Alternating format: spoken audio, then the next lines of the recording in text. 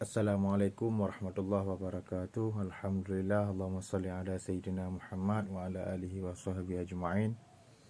Amma ba'. Segala puji bagi Allah.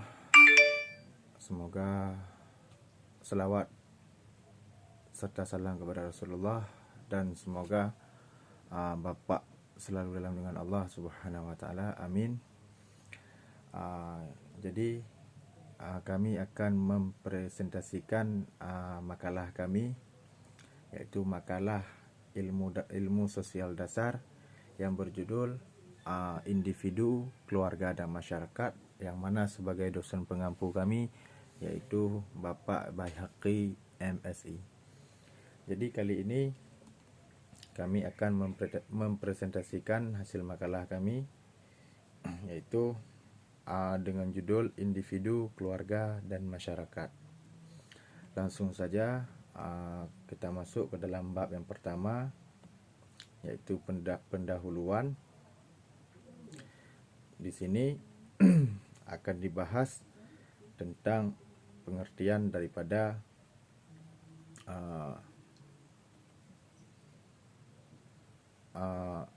yang pertama pendahuluan. Yang dibahas yang pertama yaitu latar belakang.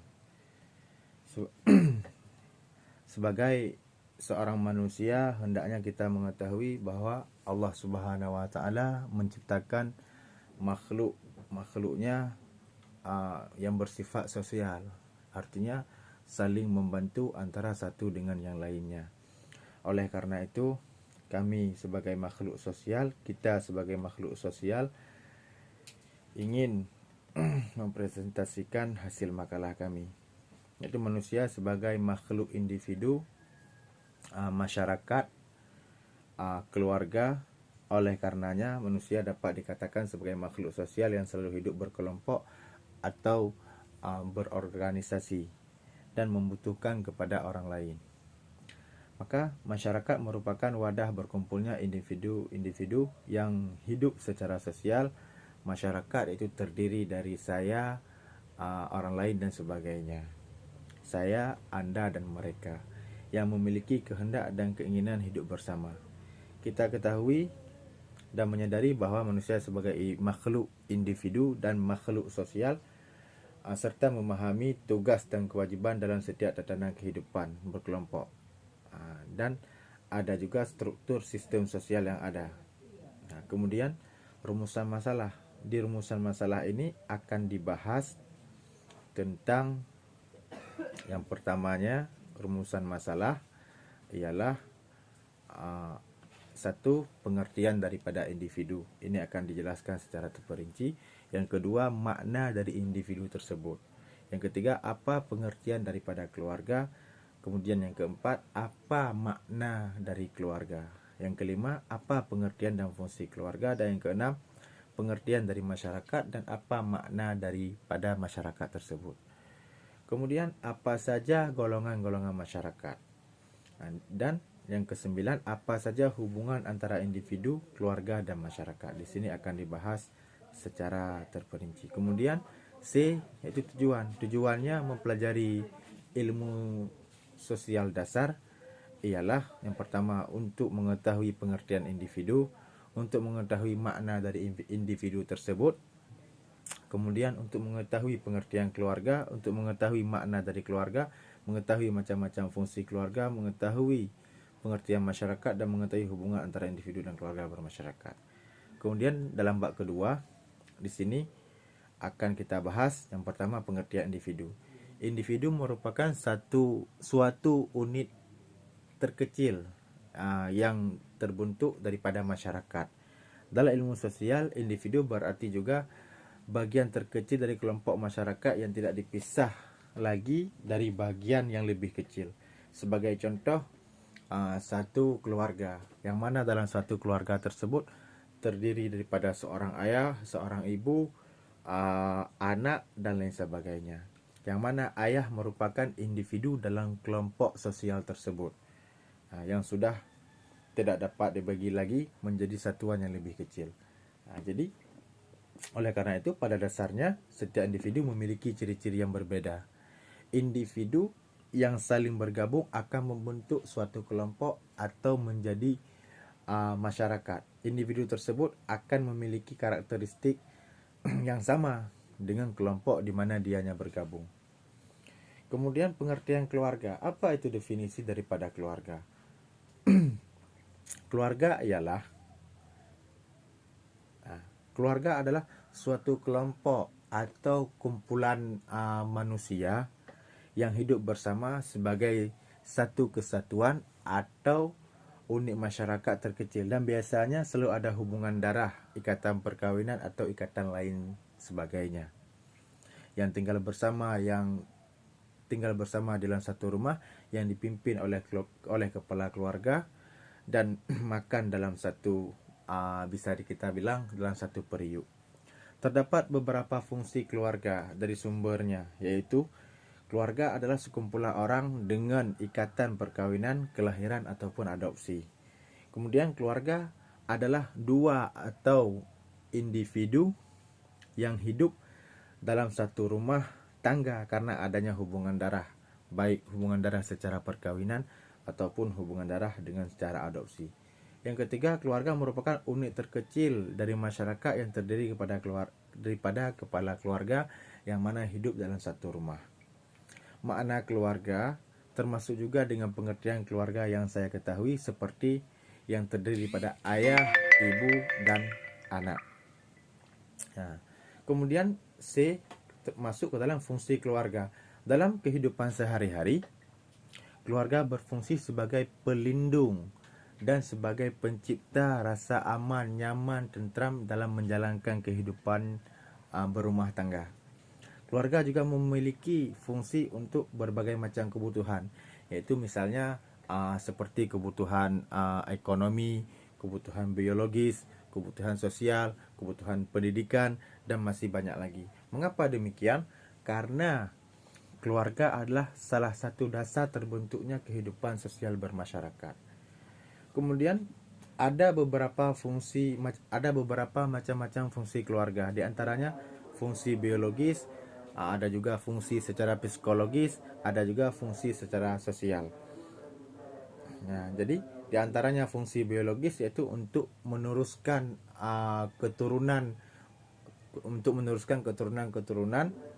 untuk memelihara, membesarkan anak, dan untuk merawat dan lain sebagainya. Adapun juga adapun fungsi keluarga secara psikolog atau secara psikologis yaitu memberikan rasa nyaman, rasa aman, rasa tentram terhadap anggota keluarganya tersebut.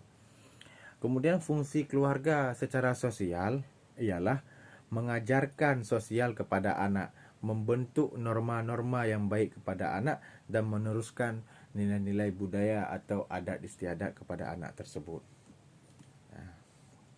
Kemudian ada juga fungsi keluarga secara ekonomi, yang mana fungsi keluarga secara ekonomi ialah mencari sumber-sumber penghasilan untuk keluarga, baik dicari itu dengan cara bekerja, berusaha, misalnya berdagang, menjadi pengusaha atau melaut, dan lain sebagainya. Kemudian ada juga fungsi keluarga secara pendidikan, yang mana fungsi keluarga secara pendidikan ialah memberikan anak kita pendidikan, yaitu berupa pendidikan umum, yaitu sekolah, dan pendidikan non formal, dan juga pendidikan pesantren atau dayah kepada anak kita. Tujuannya apa? Supaya membentuk keterampilan terhadap anak tersebut dan untuk meningkatkan minat belajar anak-anak kita. Kemudian di pengertian masyarakat. Masyarakat ialah sekelompok yang membentuk sebuah sistem semi tertutup atau semi terbuka, di mana sebagian besar interaksi adalah di antara individu-individu yang berasal dalam kelompok tersebut. Kata masyarakat sendiri berakar dari kata dalam bahasa Arab, yaitu musyarak. Arti musyarak ialah, atau lebih abstraknya, ialah suatu jaringan hubungan-hubungan antara entitas-entitasnya. Masyarakat adalah sebuah komunitas yang independen, saling tergantung satu dengan yang lainnya. Makna masyarakat merupakan istilah yang digunakan untuk menerangkan suatu komuniti manusia yang tinggal bersama-sama. Dapat juga dikatakan bahawa masyarakat merupakan jaringan perhubungan antara berbagai individu lainnya. Kemudian E, golongan-golongan masyarakat. Golongan masyarakat ini tergolong atau terbagi kepada dua golongan. Yang pertama, masyarakat sederhana, yang mana dalam lingkungan masyarakat tersebut hidup secara sederhana atau secara primitif. Yang kedua, masyarakat maju, yang mana masyarakat maju tersebut memiliki aneka ragaman kelompok sosial atau lebih dikenal dengan sebutan kelompok organisasi yang terbentuk dan tumbuh berkembang berdasarkan kebutuhan serta tujuan tertentu. Kemudian F, hubungan antara individu dan keluarga. Apa kaitannya hubungan antara individu, keluarga dan masyarakat? Yaitu sebagai makhluk sosial, individu tidak dapat berdiri, tidak dapat hidup dengan sendirinya, yaitu saling membutuhkan antara satu dengan yang lainnya dan saling mengadakan hubungan sosial di tengah-tengah masyarakat tersebut. Dan keluarga dengan berbagai fungsi yang dijalankan adalah sebagai wahana di mana seorang individu mengalami proses sosialisasi yang pertama kali, sangat penting. Artinya dalam mengarahkan terbentuknya individu menjadi seseorang yang berpribadi yang baik. Kemudian bab 3 iaitu penutup. A, kesimpulan. Apa kesimpulan yang dapat kita ambil, yang dapat kita petik dari makalah ini?